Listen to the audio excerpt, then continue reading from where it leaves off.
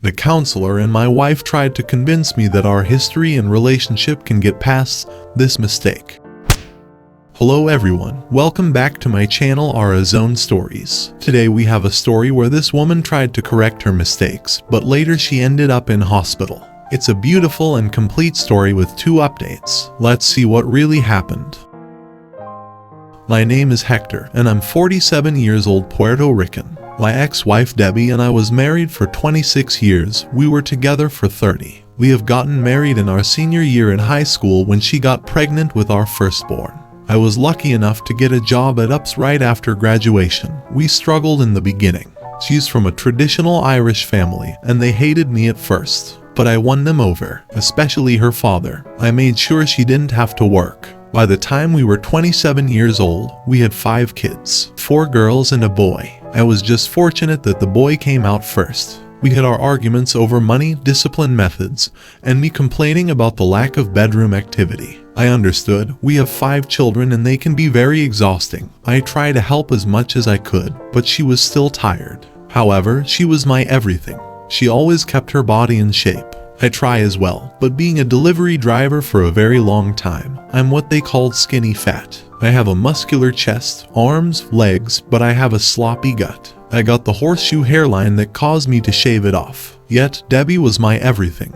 There were times she was verbally abusive towards me, and whenever I had enough and lashed back, she became a cry bully and I just gave up. As the years went by, we were the only married couple in our friend group. Every last one of them got divorced. Out of our 7 married couple friends, 5 were caused by infidelity on the wife's part, 1 was on the husband's part, and the last one they divorced because she friend-zoned her husband. I was against my wife hanging out with her newly single friends. However, that would just start a massive argument about me controlling her, keeping her as a prisoner. All of that caught me by surprise. The more she hung out with them, the more resentful she became. The kids took notice. I remembered my son and 2 of my daughters arguing with her when I came home, and as much as I understood their frustration, I scolded my kids for yelling at their mother, and when they left the room, I confirmed their issue, and she told me that we see her as a slave. I asked her where this was coming from, but she said forget it, shut down, and walked away. I remember D-Day so vividly.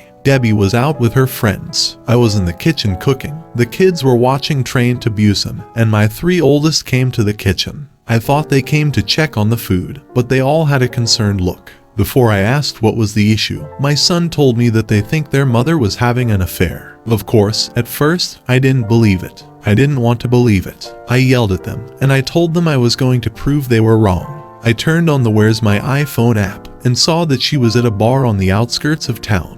I hopped in my truck and I went. When I arrived at the bar, it was crowded, but I saw her circle of friends in the corner booth acting like drunk idiots. When I approached them, they all turned pale and that unsettling feeling hit my stomach. Since I didn't see her in the bar, I went outside and walked around the parking lot. There was a car in the back corner. It looked like the man in the driver's side was sleeping, a man who I thought was my friend. I approached the car to ask him if he has seen my wife, but when I got closer, it was obvious that he was getting a BJ, and the closer I got, the more I recognized the woman in the car. I was practically standing by the driver's side window, and none of them noticed me. I lost my temper. I broke the window, dragged him out, and I wasn't civil. Debbie was screaming sorry over and over. I was yelling at her while kicking him. Cops showed up soon after that, and I was arrested for assault and battery. I spent a week and a half in county. I had to go into the infirmary because I thought I was having a heart attack, but it turned out I was suffering from broken heart syndrome.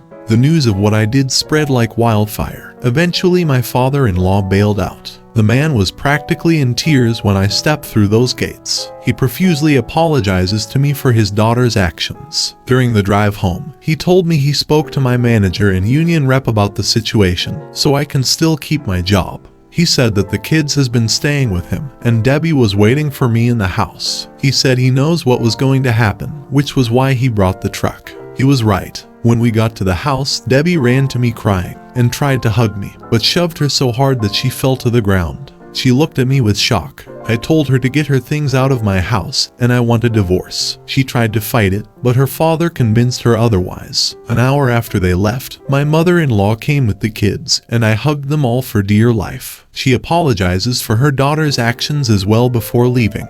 Now in my state, there's mandatory couples counseling before granting the divorce, which in my opinion is complete lie. I don't understand why I have to go to counseling if she cheated. At the beginning of the sessions, I just sat there, listening to her dribble. That is exactly what it was, dribble. Blame shifting on the fact we were young parents and she never experienced the wild lifestyle, the freedom, and she got carried away. She got lost in it and her friends encouraged it. Soon she felt like she was missing something and she started a fling. The counselor tried on a few times to make it my fault, telling me that I should have allowed her to spread her wings every once in a while and how I needed to see it from her point of view. I just looked at the woman and asked the counselor if she was smoking crack, because that was the dumbest thing that could have come out of her mouth. I asked Debbie how long she was cheating on me with him, and she said 4 months and insisted that he was the only one.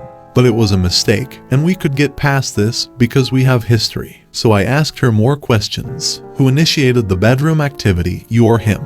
How many times did you go down on him? Did you swallow? Did he do you raw? Did they fall asleep together? Through her stream of tears, she answered them honestly, and I was quiet for a long while. The counselor tried talking to me twice during this, and I raised my finger. I thought about everything we did before and during her affair window. The laughter, the conversations, the bedroom activity, everything, and there was no inkling of her being sad or angry. We were just being us. When I finally did speak, I brought up the times we had bedroom activity during that window. I called her a horrible woman.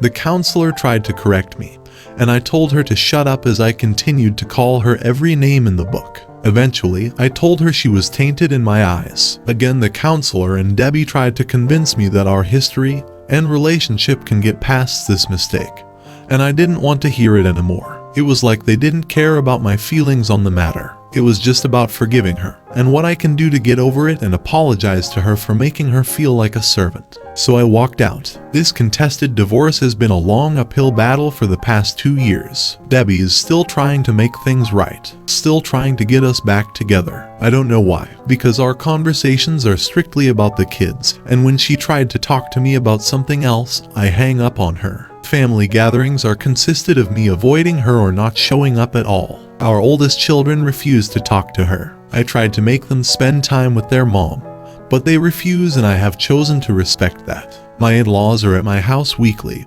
and I know they have been trying to make their daughter give me my divorce, but that has been a bust. My mother-in-law has been especially harsh on her, calling her a dumb brat, gossiping about her to her congregation. I had to ask her to stop, because I didn't want the whole town to know our business. During the first year, my son and daughter created a Tinder account for me. I thought it was dumb. I'm a middle-aged man with 5 children who has a dad bod. Yet I have been on over a dozen very successful dates that have been a real confidence booster. Recently, I met someone during my court issue community service. Her name is Isabel, and she was our Habitat for Humanity supervisor. She's drop dead gorgeous and won first place for a Vanessa Marcel lookalike contest at a soap opera convention she and her daughter attended. That's how we started talking. My daughters love watching General Hospital, and I sat with them. To me, this is one of the few times I get to spend with them.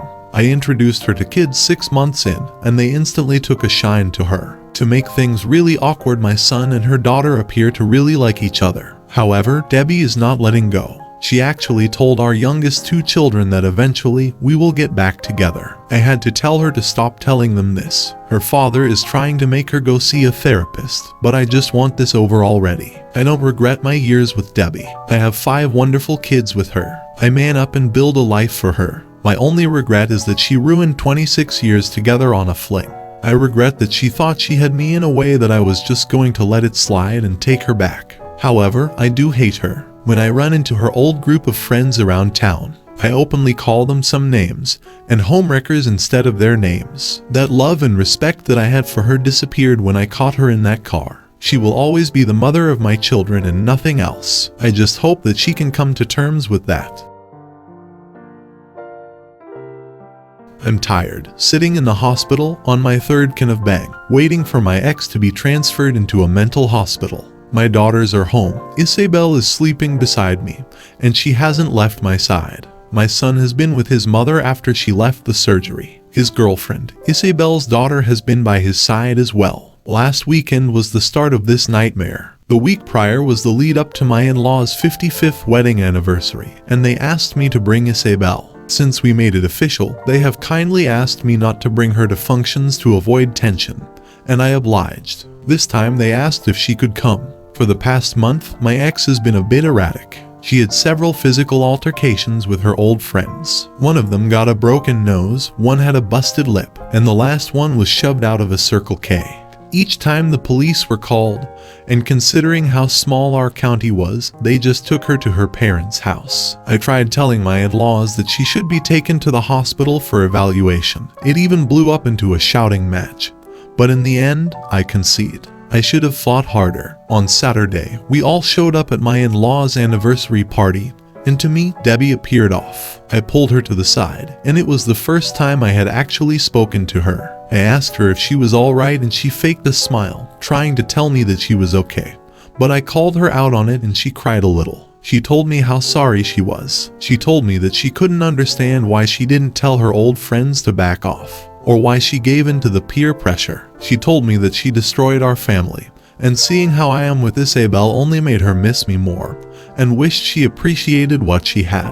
When she said that, I felt fear in the pit of my stomach, or maybe it was anxiety. I should have kept asking if she was alright, but I was blindsided when Debbie formally apologized to Isabel for her actions, and asked her to keep me happy, because I'm a good man who deserves a good woman. During the party, Debbie went to each of our kids, and I can see them making peace with her. I don't know what was said, but they hugged her. They were talking and laughing, even posed for a few pictures. Isabel and I were having a great time, and for once, I thought about having cordial conversations with Debbie. It was 3 in the morning when I got the call. My sister-in-law was screaming in a panic. I could hear my mother-in-law crying, and then I heard my brother-in-law trying to calmly tell me that Debbie tried to end her life, and they were on their way to the hospital. I rushed out of the house. Isabel and my daughters didn't need to ask what happened. My side of the conversation painted the picture, and my daughters were severely distraught. Debbie slit her wrists, and would have bled out if it hadn't been for her bother needing to use the bathroom in the middle of the night. When I arrived at the hospital, my in-laws were not well. She lost a lot of blood and was in surgery to repair the arteries. I should have called my kids, but my mind was occupied. It took me to see my son casually walking towards me to ask me why I was in the hospital when reality hit me. And I struggled not to cry as I told him what happened, and he ran towards the operation room. I called the rest of my kids, and they already knew. My youngest called them, and they were almost at the hospital. She was in surgery for 6 hours. My father-in-law and I donated our blood for her since the hospital was short on her blood type. My son couldn't be a part of the operation, but he observed the surgery. All of my daughters were not doing well. My eldest daughter especially. All she kept talking about was the could've, should've, would've, and I told her to just focus on the now and not the past. My younger 3 daughters were pacing around, and when my son left the operation room, he told us that she was going to be fine, and when I hugged him, he collapsed into my arms, crying.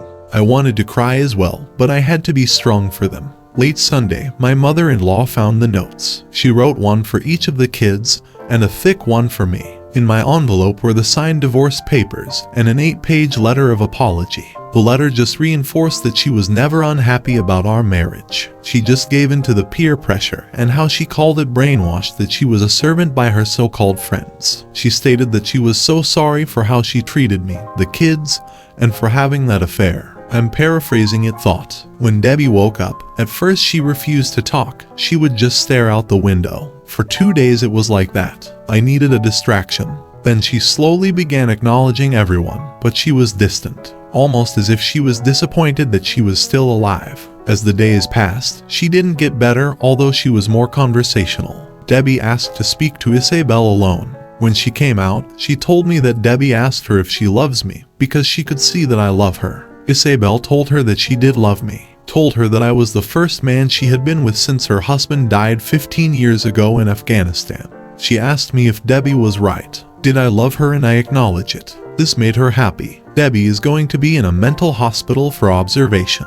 The doctor told her parents that it could be a year, maybe 2 before she gets released. She may no longer be my wife or the woman that I devoted all my love to, but she's still the mother of my children, and I'm going to make sure she gets better for our kids' sake.